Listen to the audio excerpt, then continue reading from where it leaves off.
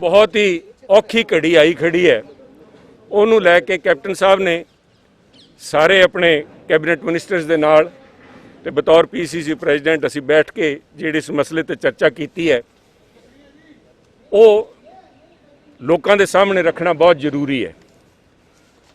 अज ਜਿਹੜੇ हालात है जिथे सारे देश के अंदर बेकाबू हो चुके हैं, उस किस्म के बहुत ही खौफनाक हालात पंजाब के अंदर बनते जा रहे हैं। इस गल का अंदाज़ा तुसी इस गल तो ला सकते हो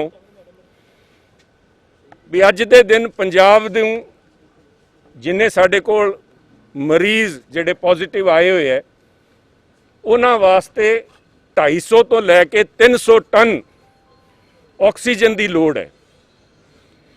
केंद्र सरकार ने सानू 103 टन ऑक्सीजन अलॉट की है।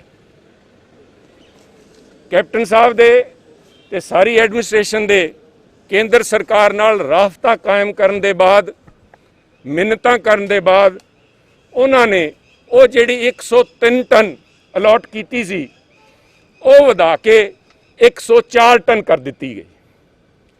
इस 104 टन के अलावा पंजाब कोल अपने सूत्रों तो जिहड़ी इत्थे अवेलेबल है करीबन 36 टन सानू ऑक्सीजन अवेलेबल है। सो करीबन 125 टन तो लैके 150 टन ऑक्सीजन की अज साडे कोल घाट है।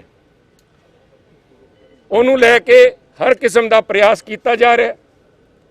अज जिहड़े हालात सामने आए है बठिंडे तो मानयोग साडे जिहड़े फाइनांस मिनिस्टर है बादल साहब ने हुणे उत्थे दस्सिया है भी बठिंडे दे अंदर ऑक्सीजन खत्म हो चुकी है। मानयोग साडे मंत्री OP सोनी साहब ने अमृतसर की आई दास्तां उत्थे दसी है कि करीबन साडे कोल आ जिहड़ा 6 बजे निकल गया उस समय ताईं दी साडे कोल ऑक्सीजन सीगी ते अमृतसर के हालात भी अजे ठीक नहीं।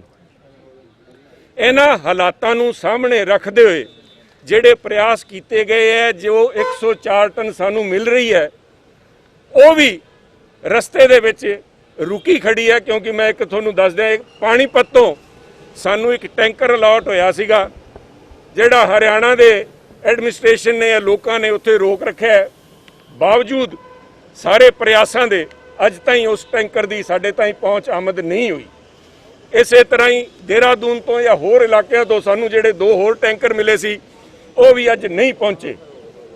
अज दे दिन पंजाब दे अंदर 584 ये मरीज है जिहड़े ऑक्सीजन ते है ते करीबन 65 के करीब है जे मरीज है जिहड़े वेंटीलेटर के उत्ते है। इन्हां सारिआं नूं ऑक्सीजन की लोड़ है। जीवन ते मौत दे उस नक्के ते खड़े है। जे अज साडे कोल ऑक्सीजन नहीं पहुँचती तो मैं समझदा उन्हां लोकां दी जो अज जान खतरे च पई है उहदी जिम्मेवारी अज मौका नहीं वैसे किसी की जिम्मेवारी है किसी की नुकताचीनी करन दी, पर पंजाब दा जिहड़ा बनदा हक है वो पंजाब नूं नहीं मिल रहा। साडे नाल वितकरा किया जा रहा है। उहदी जिम्मेवारी केंद्र सरकार नूं चकनी पऊगी। उन्हां नूं इनश्योर करना पऊगा भी सानू साडा बनदा हक 250 चाहिए तो 300 टन है सानू, पर 250 टन सानू घट्टो घट्ट ऑक्सीजन मुहैया करवाण। क्योंकि जदों मैं केंद्र सरकार की गल कर रहा इस करके कर रहा भी केंद्र सरकार ने सारी ऑक्सीजन जिहड़ी है ऑक्सीजन की प्रोडक्शन ते उहदी सप्लाई है केंद्र सरकार ने अपने हत्थां 'च लै लिया। जे साडे भी इत्थे कोई यूनिट हैगी उहदी ऑक्सीजन भी असीं नहीं लै सकते। मनप्रीत जी ने साडी जिहड़ी बठिंडे रिफाइनरी लगी है उन्हां नाल गल कीती भी उन्हां कोल ऑक्सीजन की सप्लाई है पर उन्हां कोल इक्विपमेंट नहीं जिहदे जरिए वो भरी जा सके। उहदे वास्ते पंजाब सरकार आ भी गौर कर रही है भी असीं उत्थे हॉस्पिटल बना दईए ताकि पाइप के जरिए अगर वो नहीं सिलेंडर 'च भरी जा सकती तो उत्थे ही हॉस्पिटल, पर वो अज शाम तक नहीं बन सकता, समा लगूगा। लोगों नूं ऑक्सीजन की हुण लोड़ है, इस घड़ी ते लोड़ है। सारे मंत्री साहिबान ने प्रयास किया भी हरेक अपने अपने हिले तो जो किसी के घरे कोई सिलेंडर पे अपनी किसी ने एमरजेंसी वास्ते रखे वो भी लिया के लोगों को प्रोवाइड किया जाए। सरकार कोशिश कर रही है, मानयोग मंत्री साहब ਬਲਬੀਰ ਸਿੱਧੂ ਜੀ ਖੜੇ ਹੈ 450 ਨਈ ਨਰਸਿਸ ਦੀ ਭਰਤੀ ਵੀ, ਕਿਉਂਕਿ ਹਸਪੀਟਲ 'ਚ ਵੱਧਦੇ ਹੋਏ ਮਰੀਜ਼ਾਂ ਨੂੰ ਦੇਖਦੇ ਹੋਏ ਨਰਸਿਸ ਵਾਸਤੇ ਵੀ ਇੰਤਜ਼ਾਮ ਕੀਤਾ ਗਿਆ ਹੈ। ਹਰ ਸੰਭਵ ਪ੍ਰयास ਕੀਤਾ ਜਾ ਰਿਹਾ ਹੈ ਪੰਜਾਬ ਸਰਕਾਰ ਦੀ ਤਰਫੋਂ ਵੀ ਇਹਨਾਂ ਨੂੰ ਹਰ ਹੀਲਾ ਕੀਤਾ ਜਾਵੇ ਤਾਂ ਕਿ ਇਹ ਬੇਸ਼ਕੀਮਤੀ ਜਾਨਾਂ ਪੰਜਾਬ ਦੀਆਂ ਬਚਾਈਆਂ ਜਾ ਸਕਣ। ਬਹੁਤ ਹੀ ਗੰਭੀਰ ਹਾਲਾਤ ਬਣੇ ਹੋਏ ਹੈ, ਸਾਰੇ ਦੇਸ਼ ਦੇ ਅੰਦਰ ਹੀ ਬਣੇ ਹੋਏ ਹੈ। ਪਟਿਆਲਾ ਤੇ ਅੰਮ੍ਰਿਤਸਰ 'ਚ ਕਿਹਾ ਜਾ ਰਿਹਾ ਸੀਗਾ ਕਿ ਪਲਾਂਟ ਲਈ ਕੇਂਦਰ ਦੇ ਅਪਰੂਵਲ ਦੀ ਵੇਟ ਕਰ ਰਹੇ ਹਾਂ, ਉਸ ਦਾ ਕੀ ਸਟੇਟਸ ਹੈ? ਦੇਖਿਓ, ਕੇਂਦਰ ਨੇ ਕਿਸੇ ਵੀ ਕਿਸਮ ਦੀ ਅਪਰੂਵਲ, ਜਿਹੜੇ ਤੁਹਾਨੂੰ ਕਹਿ ਰਹੇ ਵੀ ਮਾਨਯੋਗ ਮੁੱਖ ਮੰਤਰੀ ਸਾਹਿਬ ਨੇ ਇੱਥੇ ਤਾਂ ਹੀ ਕਹਿਤਾ ਵੀ ਪਾਕਿਸਤਾਨ ਦੇ ਕਈ ਇੰਡਸਟਰੀਜ਼, ਜਿਹੜੀ ਇੱਥੇ ਇੰਡਸਟਰੀਅਲ ਐਸੋਸੀਏਸ਼ਨ ਹੈ, ਉਹਨਾਂ ਨੇ ਗੱਲ ਕੀਤੀ ਹੈ, ਉੱਥੇ ਉਹਨਾਂ ਦੀ ਇੰਡਸਟਰੀਜ਼ ਕੋਲ ਆਕਸੀਜਨ ਅਵੇਲੇਬਲ ਹੈ। ਕੈਪਟਨ ਸਾਹਿਬ ਨੇ ਹੋਮ ਮਿਨਿਸਟਰੀ ਦੇ ਅੰਦਰ, ਸਾਡੇ ਚੀਫ ਸੈਕਟਰੀ ਸਾਹਿਬਾ ਨੇ ਹੋਮ ਸੈਕਟਰੀ ਦੇ ਨਾਲ, ਫੋਰਨ ਮਿਨਿਸਟਰੀ 'ਚ ਕੰਸਰਨਡ ਮਿਨਿਸਟਰੀਜ਼ ਨਾਲ ਗੱਲ ਕੀਤੀ ਹੈ ਵੀ ਸਾਨੂੰ ਪਰਮਿਸ਼ਨ ਦਿੱਤੀ ਜਾਵੇ। ਪੰਜਾਬ ਸਰਕਾਰ ਪੈਸਾ ਦੇ ਦੂਗੀ, ਪਰੰਤੂ ਸਾਨੂੰ ਉਹ ਪਰਮਿਸ਼ਨ ਵੀ ਨਹੀਂ ਮਿਲ ਰਹੀ। ਨਾਲ ਹੀ ਜਿਸ ਤਰ੍ਹਾਂ ਤੁਸੀਂ ਕੇਂਦਰ ਸਰਕਾਰ ਦੀ ਪਰਮਿਸ਼ਨ ਦੀ ਗੱਲ ਕੀਤੀ ਹੈ, ਅੰਮ੍ਰਿਤਸਰ ਦੇ ਅੰਦਰ ਕੁਆਲਿਟੀ ਨਾਮ ਤੋਂ ਇੱਕ ਕੰਪਨੀ ਹੈ ਜਿਹਦੇ ਕੋਲ ਜਿਹੜਾ ਅੱਜ ਟੀਕੇ ਦੀ ਬਹੁਤ ਮਾਰਾਮਾਰੀ ਹੋ ਰਹੀ ਹੈ, ਰੈਮਡੀਸਿਵੀਰ, ਉਹਨਾਂ ਕੋਲ ਕਰੀਬਨ 50,000 ਇੰਜੈਕਸ਼ਨ ਪਏ ਨੇ। ਪਰ ਪਹਿਲਾਂ ਕਿਉਂਕਿ ਉਹ ਸਿਰਫ ਐਕਸਪੋਰਟ ਵਾਸਤੇ ਪ੍ਰੋਡਕਸ਼ਨ ਉਹਦੀ ਕੀਤੀ ਗਈ ਸੀ, ਤੇ ਹੁਣ ਉਹ ਜਿਹੜੀ ਕੰਪਨੀ ਹੈ ਮੁਫਤ ਦੇਣ ਨੂੰ ਤਿਆਰ ਬੈਠੀ ਹੈ, ਪਰੰਤੂ ਕੇਂਦਰ ਉਹਦੀ ਵੀ ਪਰਮਿਸ਼ਨ ਨਹੀਂ ਦੇ ਰਹੀ। ਪਰ ਉਹ ਇੰਜੈਕਸ਼ਨ ਇੰਨਾ ਕ੍ਰਿਟੀਕਲ ਨਹੀਂ ਜਿੰਨਾ ਆਕਸੀਜਨ ਹੈ। ਅੱਜ ਆਕਸੀਜਨ ਦੀ ਮਾਰਾਮਾਰੀ ਦੇ ਵਿੱਚ ਕੇਂਦਰ ਸਰਕਾਰ ਨੂੰ ਮੈਂ ਵੀ ਹੱਥ ਜੋੜ ਕੇ ਪਾਰਟੀ ਕਨਿਓ ਅਪੀਲ ਕਰਦਾ, ਸਾਰੇ ਪੰਜਾਬੀ ਅੱਜ ਕੇਂਦਰ ਸਰਕਾਰ ਕਨੀ ਦੇਖ ਰਹੇ ਹੈ ਵੀ ਪੰਜਾਬ ਦੇ ਨਾਲ ਇਸ ਕਿਸਮ ਦਾ ਵਿਤਕਰਾ ਨਾ ਕੀਤਾ ਜਾਵੇ। ਪਟਿਆਲਾ ਦੇ ਰਜਿੰਦਰਾ ਹਸਪੀਟਲ ਦੇ ਵਿੱਚ ਵੀ ਪਿਛਲੇ 24 ਘੰਟੇ ਦੇ ਵਿੱਚ 31 ਮੌਤਾਂ ਹੋਈਆਂ ਨੇ, ਉਹਦੇ ਪਿੱਛੇ ਕੀ ਕਾਰਨ ਹੈ? ਦੇਖੋ, ਕਾਰਨ ਵਗੈਰਾ ਦੇਖੇ ਜਾਣਗੇ, ਪਰ ਅੱਜ ਦੇ ਦਿਨ ਮੇਰਾ ਮੰਨਣਾ ਹੈ ਵੀ ਅੱਜ ਆਕਸੀਜਨ ਦੀ ਘਾਟ ਨਾਲ ਅਗਰ ਕੋਈ ਵੀ ਡੈਥ ਹੁੰਦੀ ਹੈ ਉਹ ਬਹੁਤ ਹੀ ਮੰਦਭਾਗੀ ਹੋਊਗੀ, ਕਿਉਂਕਿ ਕਰੋਨਾ ਵਾਇਰਸ ਇੱਕ ਹੋਰ ਗੱਲ ਹੈ, ਪਰ ਸਰਕਾਰ ਦੀ ਕਮਜ਼ੋਰੀਆਂ ਕਰਕੇ, ਕੇਂਦਰ ਸਰਕਾਰ ਦੀ ਉਹਨਾਂ ਦੀ ਗਲਤ ਨੀਤੀਆਂ ਕਰਕੇ ਜੇ ਆਪਾਂ ਹਿੰਦੁਸਤਾਨ ਦੇ ਲੋਕਾਂ ਨੂੰ, ਹਿੰਦੁਸਤਾਨ ਦੀ ਸਰਕਾਰ ਆਕਸੀਜਨ ਨਹੀਂ ਮੁਹੱਈਆ ਕਰਾ ਸਕਦੀ ਤਾਂ ਹੋਰ ਅਸੀਂ ਕੀ ਤਵੱਕੋ ਰੱਖ ਸਕਦੇ ਹਾਂ? ਇਹ ਜਿਹੜੇ ਨਾਨ ਬੀਜੇਪੀ ਗਵਰਨਮੈਂਟ ਜਿੱਥੇ ਉੱਥੇ ਹੀ ਵਿਤਕਰਾ ਹੋ ਰਿਹਾ ਕਿ ਸਭ ਮੈਂ ਪੰਜਾਬ ਦੀ ਗੱਲ ਕਰ ਸਕਦਾ। ਅੱਜ ਪੰਜਾਬ ਦੇ ਜਿਹੜੇ ਹਾਲਾਤ ਹੈ ਨਾਨ ਬੀਜੇਪੀ ਰੂਲਡ ਸਟੇਟਸ ਦਾ ਤੁਹਾਨੂੰ ਦੱਸਦੇ ਹਾਂ। ਰਾਜਸਥਾਨ ਦੇ ਕੋਲ 20,000 ਰੈਮਡੀਸਿਵੀਰ ਇੰਜੈਕਸ਼ਨ ਪਏ ਸੀਗੇ, ਉਹਨਾਂ ਕੋਲ ਸਟਾਕ 'ਚ ਸੀਗੇ। ਇੱਕ ਟੈਲੀਫੋਨ ਦੇ ਉੱਤੇ ਮਾਨਯੋਗ ਚੀਫ ਮਿਨਿਸਟਰ ਦੇ ਗਹਿਲੋਤ ਸਾਹਿਬ ਨੇ ਉਹ ਸਾਡੇ ਕੋਲ 20,000 ਇੰਜੈਕਸ਼ਨ ਭੇਜਤੇ, ਜਿਹੜਾ ਕਿ ਅੱਜ ਸਾਡੇ ਹਸਪੀਟਲਸ ਦੇ ਅੰਦਰ ਅਸੀਂ ਲੋਕਾਂ ਨੂੰ ਪ੍ਰੋਵਾਈਡ ਕਰ ਰਹੇ ਹਾਂ। ਇਸ ਕਿਸਮ ਦੀ ਕੋਆਪਰੇਟਿਵ ਸਪਿਰਿਟ ਚਾਹੀਦੀ ਹੈ, ਜਿੱਥੇ ਪੰਜਾਬੀ ਇਸ ਗੱਲੋਂ ਜਾਣੇ ਜਾਂਦੇ ਹੈ ਵੀ ਹਰੇਕ ਦੇਸ਼ ਦੇ ਉੱਤੇ ਜਦੋਂ ਵੀ ਕਦੀ ਭੀੜ ਪਈ ਹੈ ਪੰਜਾਬੀਆਂ ਨੇ ਜਾ ਕੇ ਹਰ ਸੰਭਵ ਪ੍ਰयास ਕੀਤਾ ਹੈ। ਅੱਜ ਸਾਡੀ ਤਵੱਕੋ ਵੀ ਕੇਂਦਰ ਸਰਕਾਰ ਤੋਂ ਹੈ ਵੀ ਉਸ ਭਾਵਨਾ ਨੂੰ ਮੱਦੇਨਜ਼ਰ ਰੱਖ ਕੇ ਅੱਜ ਪੰਜਾਬ ਦੀ ਮਦਦ ਵਾਸਤੇ ਕੇਂਦਰ ਸਰਕਾਰ ਆਵੇ।